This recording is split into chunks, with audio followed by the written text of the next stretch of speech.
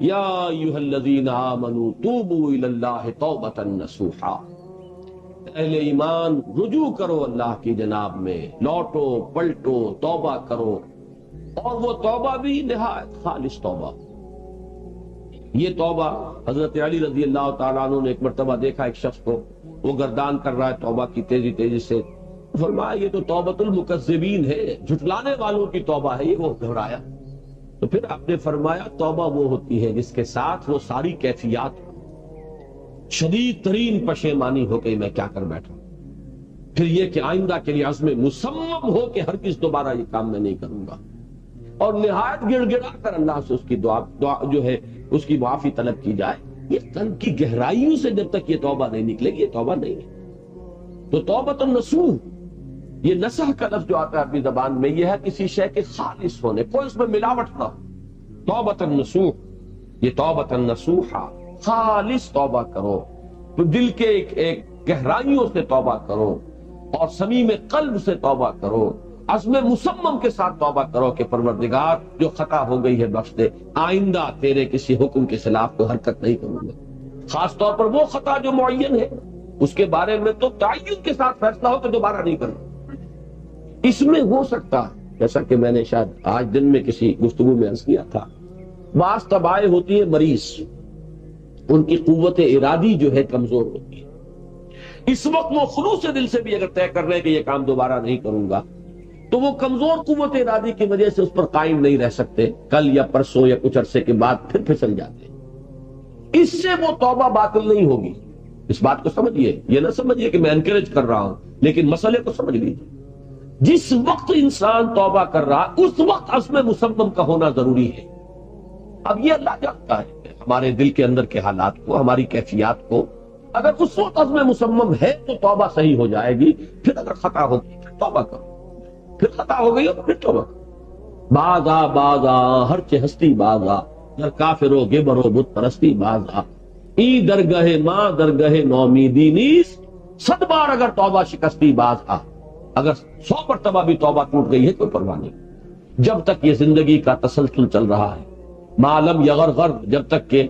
وہ گھنگرو نہیں بولا ہے آ کر حلق میں، اور نزع اور جان کنگنی کا عالم شروع نہیں ہو گیا ہے، اس وقت تک توبہ کا دروازہ کھلا۔ لیکن جس وقت توبہ کر رہا ہے آدمی، اب یہ آدمی اپنے آپ کو دھوکہ دے لے گا تو دوسری بات ہے، لیکن اللہ جانتا ہے، اس وقت اگر عزم مصمم ہے تو توبہ درست ہو جائے۔ تو جو بھی معاملات ہیں اللہ اور بندے کے مابین، اس میں 3 شرائط ہیں کہ جو علماء نے معین کی ہیں۔ ایک حقیقی پشیمانی، وہ پشیمانی جس کے لیے اقبال کا وہ شعر بہت مشہور ہے جو انہوں نے نوجوانی میں کہا تھا، اور داغ دہلی بھی اس مجلس میں موجود تھے جہاں علامہ نے یہ شعر پڑھا ہے، تو انہوں نے بڑی داغ دی تھی کہ میاں اس عمر میں اور یہ شعر یعنی چشم بدو، وہ یہ داد کا بڑا ایک یعنی بلیغ انداز ہے۔ اور وہ شعر کیا تھا؟ موتی سمجھ کے شان کریمی نے چن لیے، قطرے جو تھے میرے عرق انفعال کے، شرمندگی کے احساس سے پیشانی کے اوپر اگر پسینہ آ گیا ہے، شرمندگی ہے اللہ میں یہ کیا کر بیٹھا، اللہ مجھ سے کیا ہو گیا، تو یہ شرمندگی سے اگر عرق آلود ہو گئی ہے پیشانی، تو اللہ کو یہ اتنی محبوب ہے کہ موتی سمجھ کے شان کریمی نے چن لیے، قطرے جو تھے میرے عرق انفعال کے۔ حدیث میں یہ مضمون آیا ہے، اللہ کو کتنی خوشی ہوتی ہے اپنے بندے کے توبہ سے۔ بائبل کی ایک سٹوری جو ہے دی پروڈیگل سن، وہ آپ کو یاد ہوگی کہ ایک شخص کے کئی بیٹے تھے، اکثر جو تھے سارے بڑے فرمانبردار، بڑے عمدہ، سعادت مند، کام کرنے والے، ایک تھا نٹکھٹ قسم کا شریر، وہ اپنی دولت بھی بٹوا کے لے گیا، پھر وہ بہت سال کے بعد آیا ہے تو سخت یعنی فقیری کے اور قلاشی کے عالم میں باپ نے واقعی سب سے توجہ ہٹا کر اپنی ساری محبت کا مرکز پھر اس بچے کو بنا لیا، اپنے بیٹے کو۔ تو وہ سعادت مند بیٹے تھے، انہوں نے کہا کہ یہ کیا کیا آپ نے، یہ ایسا اور یہ ایسا اور یہ ایسا اس نے یہ کیا، اور آج آپ پھر اس کے لیے وہی آپ کی محبت جو ہے